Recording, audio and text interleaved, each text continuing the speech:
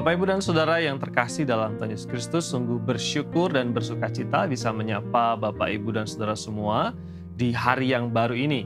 Doa kami kiranya anugerah, hal-hal yang baik, berita yang baik menyertai Bapak, Ibu, dan Saudara semua. Percaya bahwa Tuhan punya rencana dan maksud yang baik ketika Tuhan mengizinkan kita ada di hari yang baru ini.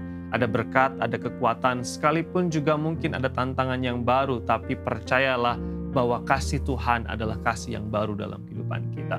Kita akan merenungkan kebenaran firman Tuhan sebelum terlebih jauh beraktivitas di hari yang Tuhan percayakan ini, masih memikirkan tentang kuasa kebangkitan Yesus Kristus.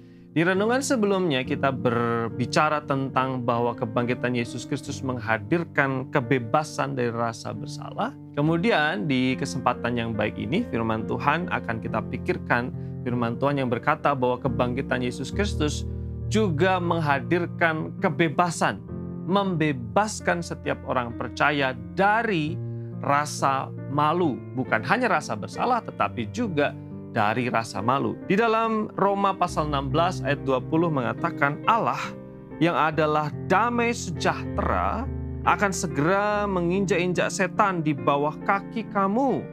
Kasih karunia Tuhan Yesuslah kepada kamu. Ini sekali lagi bicara tentang kasih karunia Allah, kemurahan Allah, anugerah Allah yang dilimpahkan kepada kita sehingga kita menjadi umat yang seharusnya bebas dari rasa bersalah, tetapi juga berbagai rintangan untuk membuat kita maju dan bertumbuh dalam iman. Firman Tuhan berkata ada Allah sumber damai sejahtera yang memberikan kita kuasa bahkan juga untuk mengalahkan kuasa si jahat. Iblis yang menjadi musuh pertumbuhan iman kita selalu menuduh kita menghadirkan perasaan tidak nyaman sehingga kita merasa tidak layak untuk datang kepada Tuhan. Tetapi juga kadang-kadang bukan hanya itu, rasa malu untuk berubah, malu untuk menjadi lebih baik karena ada pengalaman di masa lalu tentang dosa, tentang kesalahan, tentang kebodohan. Secara khusus, orang-orang di konteks timur seperti Asia atau Indonesia kadang-kadang menempatkan rasa malu itu menjadi faktor penting untuk kita membuat keputusan. Rasa malu kadang-kadang lebih besar daripada rasa bersalah. Orang tidak mencuri bukan karena takut dia dosa atau merasa bersalah, tapi kadang-kadang orang tidak mencuri karena takut kalau nanti ketahuan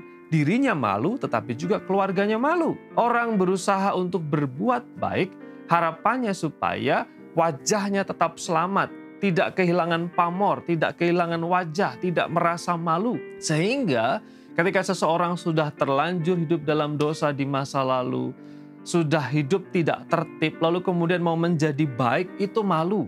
Segan, nanti dikira sok suci, nanti dikira sekarang memanfaatkan kesempatan, dan lain sebagainya. Sehingga cap-cap itu kadang-kadang menghantui seseorang untuk bisa berubah dan bertumbuh. Lalu kemudian juga ada intimidasi, ingat kamu dulu siapa? Ingat bahwa dulu perbuatanmu bagaimana, sehingga malu untuk berubah. Tapi firman Tuhan mengatakan bahwa kita diberi kuasa untuk mengalahkan si jahat, termasuk ketika dia mendakwa kita. Seperti yang dikatakan di dalam Wahyu pasal 12 ayat 10, kita punya kuasa untuk maju. Dan bahkan kita yakini bahwa kehadiran Yesus Kristus, karya Yesus Kristus, kebangkitan Yesus Kristus bukan hanya mengalahkan rasa bersalah, tetapi juga memberikan identitas baru yang harus kita yakini bahwa kita bukan lagi manusia yang dulu lama hidup. Kita adalah manusia baru sehingga kita tidak perlu punya rasa bersalah yang berlarut-larut atau rasa malu yang menghantui kita untuk berubah. Kiranya firman Tuhan ini menolong kita untuk terus bertumbuh dengan kasih karunia sehingga kita terus mengalami kemajuan di dalam iman kita. Mari kita berdoa Bapak Ibu.